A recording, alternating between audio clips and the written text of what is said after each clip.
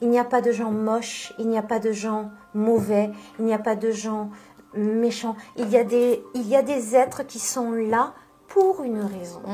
Voilà, pour nous faire avancer, pour nous faire révéler qui nous sommes en réalité. Et notre corps n'est qu'un véhicule. Il est le véhicule de toutes ces informations qui vont impacter et qui vont pouvoir dialoguer via le corps. Voilà. Et toi, comment tu es arrivée au choix des soins informationnels?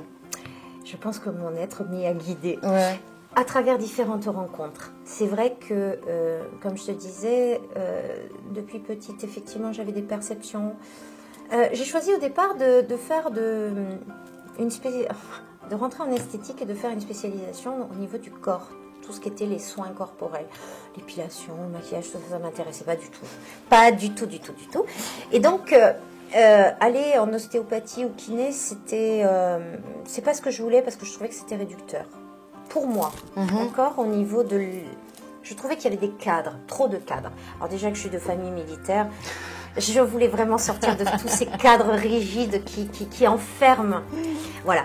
Et donc, en prenant cette bifurcation vers l'esthétique, j'ai commencé alors, dès que j'ai découvert la digitoponcture, dès que j'ai découvert tous ces soins en psychomorphologie, c'est-à-dire que effectivement, chaque personne va avoir le corps de son tempérament et de son caractère.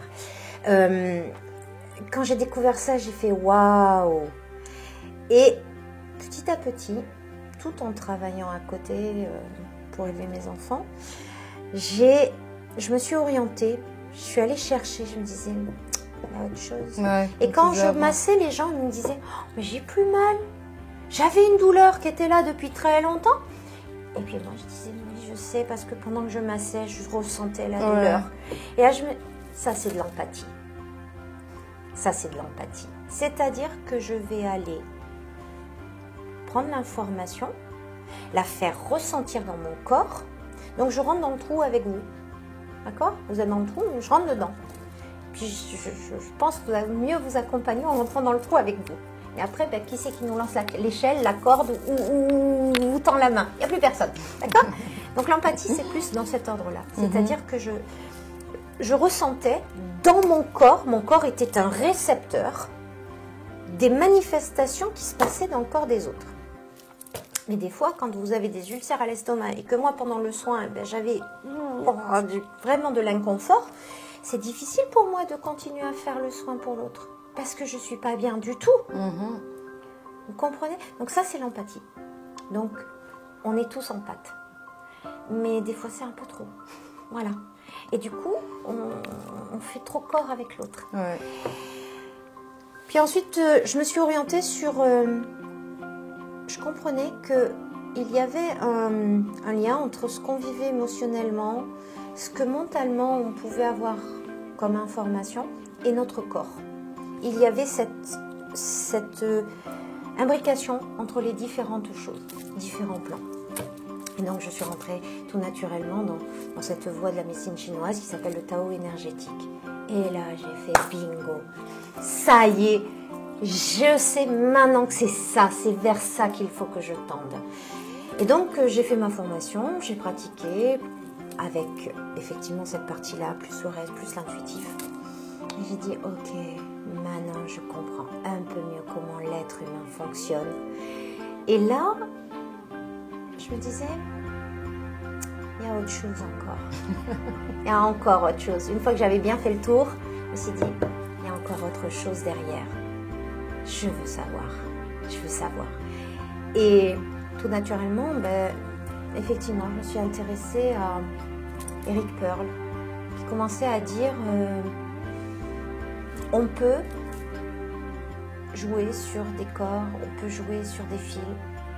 Et ce qui était extraordinaire, c'est que pendant que je massais ou traitais les gens d'une certaine façon avec le Tao énergétique, avec les différentes méthodes, il m'arrivait de percevoir des fils qui tombait, qui était relié au corps. Ouais. Et des fois, j'avais un fil qui était cassé. Et là, sans me poser la question, mon lettre me disait remets le fil en route. Et je mettais le fil en route et là, le corps, pouf. Ok. Et là, j'ai dit qu'est-ce que c'est que ces fils? Mais qu'est-ce que c'est que ces fils? Qu'est-ce qu'on me montre? Et là, effectivement... Ces fils, tu les vois de façon réelle, tu vois vraiment des fils? Ce sont des informations. Ce sont des fils d'informations. Que tu perçois de façon abstraite ou bien de façon... Je veux dire, c'est incroyable parce que ça me semble être visuel. Ouais. Mais c'est pas visuel. Ouais. Mais c'est comme des codes qui descendent.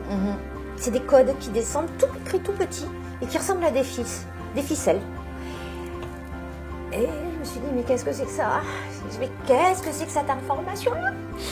Et du coup, je faisais juste sans me poser de questions. Et effectivement, j'ai commencé à m'intéresser à la méthode des 2 points, avec Bartlett, avec d'autres. Et je me suis dit, le quantique? Mais c'est ça le quantique! Mais oui, le quantique! Et là, j'ai commencé à rentrer vraiment là-dedans. Donc, oui, je me suis un peu plus intéressée à cet informationnel. Parce que je me suis rendu compte qu'en fin de compte, tout était information. Et qu'en fin de compte, c'est la façon dont nous traitons l'information avec le logiciel qu'on nous a instauré qui faisait pathologie ou pas. Qui impactait de façon plus ou moins agréable, plus ou moins désagréable notre corps.